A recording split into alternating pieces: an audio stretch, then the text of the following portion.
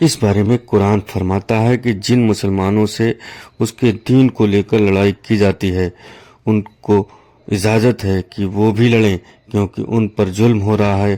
خدا ان کی مدد کرے گا، یقیناً جو ان کی مدد پر قادر ہے۔ السلام علیکم دوستوں، آج ہم اپنے اس ویڈیو کے ذریعے بات کریں گے کہ سرکار دو عالم کی ہجرت سے اسلام کو کیا فائدہ ہوا اور دین اسلام میں ہجرت کو اتنا امپورٹنٹ کیوں مانا جاتا ہے۔ ہجرت کے حکم اسلام میں کس طریقے سے دیے گئے ہیں اور آپ سرکار دو عالم کے ہجرت کرنے سے اسلام کی تبلیغ کو دھارمک طور پر اور راجنیتک طور پر پورے دنیا میں کیا فائدہ ہوا، اس بارے میں ہم اپنے اس ویڈیو میں آپ لوگوں سے ذکر کریں گے۔ اسلام نے دین کو سب سے زیادہ امپورٹنٹ دی جاتی ہے۔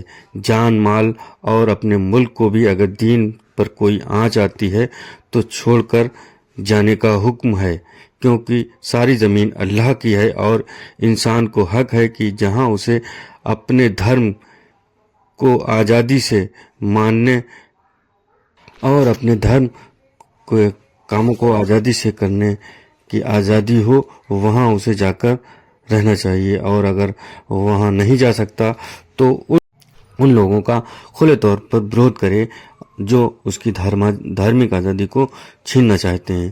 اس لیے دین کے لیے ہجرت کرنے کا حکم قرآن میں بھی آتا ہے۔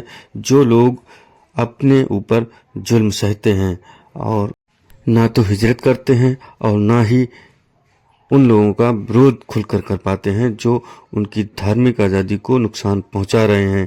جب فرشتے ایسے لوگوں کی جان قبض کرنے آتے ہیں تو ان سے پوچھتے ہیں کہ تم کس حال میں تھے، تو وہ کہتے ہیں کہ ہم ملک میں مجبور اور کمزور تھے اور ہم پر ظلم ہوا۔ تو فرشتے کہتے ہیں کیا تمہیں نہیں معلوم خدا کے اور بھی ملک ہیں، یا تو تم ان ملکوں میں ہجرت کر جاتے یا پھر تم ان لوگوں کے سامنے کھڑے ہو جاتے اپنی دھارمک آزادی کو چھیننے کے لیے۔ اور جو لوگ ایسا نہیں کر سکتے ان لوگوں کا ٹھکانہ دوزخ ہے۔ اس حکم کے سامنے مسلمانوں کے لیے اپنے دین کی حفاظت کا ایک راستہ تو ہجرت کا ہے، یعنی امن کے ساتھ۔ ظالم دشمن اسے نہیں رہنے دے تو اس ملک کو چھوڑ دے، اور اگر ملک چھوڑنے کے لیے قادر نہیں ہے تو پھر دین کے لیے ان لوگوں سے کھلے طور پر جنگ کرے اور وروਧ کرے۔ اس بارے میں قرآن فرماتا ہے کہ جن مسلمانوں سے اس کے دین کو لے کر لڑائی کی جاتی ہے ان کو اجازت ہے کہ وہ بھی لڑیں، کیونکہ ان پر ظلم ہو رہا ہے۔ خدا ان کی مدد کرے گا، یقیناً جو ان کی مدد پر قادر ہے۔ ہجرت مدینہ کوئی پلائن نہیں تھا، بلکہ 2 سالوں تک اچھی طور سے سوچنے سمجھنے اور ہر طرف سے وچار کرنے کے بعد ایک پلاننگ کے طور پر لیا گیا فیصلہ تھا۔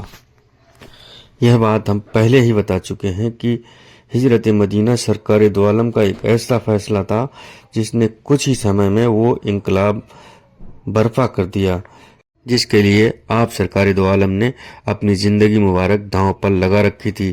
ہجرت کے بعد اسلام کے لیے وہ سارے راستے کھل گئے جس سے وہ کچھ ہی سمے بعد ایک بہت بڑا دھرم بن کر ابھرا، جبکہ مکہ میں وہ کچھ پتاڑت اور غریب لوگوں کا دین تھا۔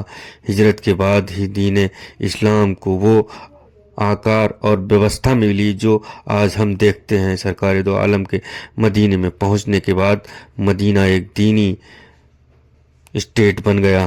مدینہ جب راجنیتک اور دھارمک سخت اور وکاس کا کیندر بنا تو اس کے آس پاس بسنے والے زیادہ تر لڑاکو قبیلے اس کی طرف آکرشت ہونے لگے، جس سے عرب سخت کے ایکیکرن کا ایک اور مارگ کھل گیا۔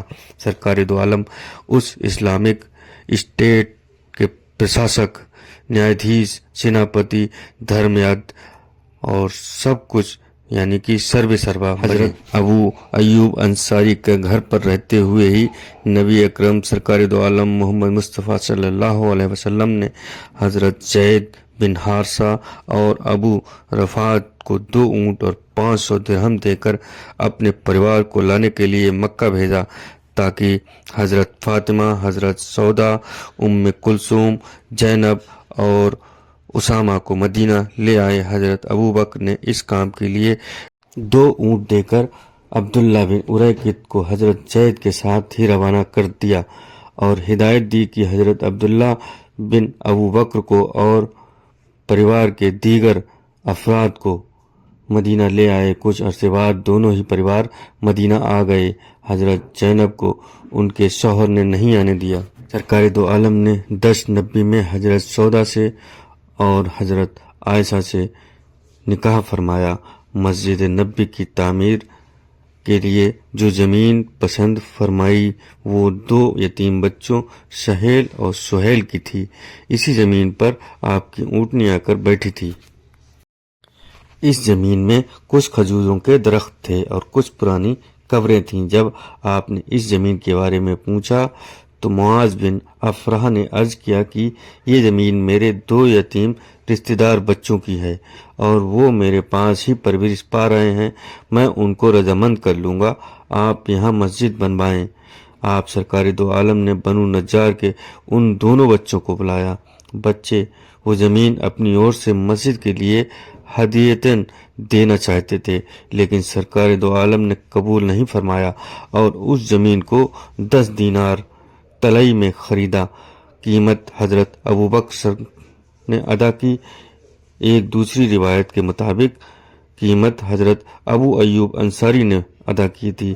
ایک روایت میں ہے کہ سرکار دو عالم کی ہجرت سے پہلے حضرت سعد بن جرح اسی زمین پر یثرب کے مسلمانوں کو نماز پڑھایا کرتے تھے۔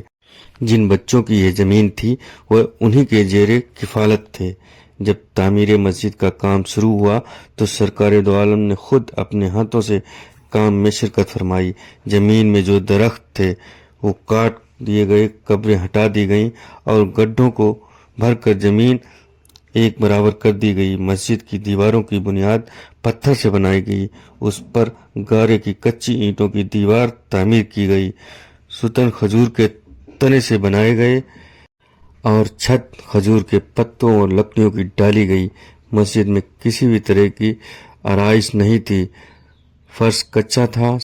آپ سرکار دو عالم صلی اللہ علیہ وسلم ایک کھجور کے تنے سے ٹیک لگا کر خطبہ فرمایا کرتے تھے۔ بعد میں ممبر بنایا گیا۔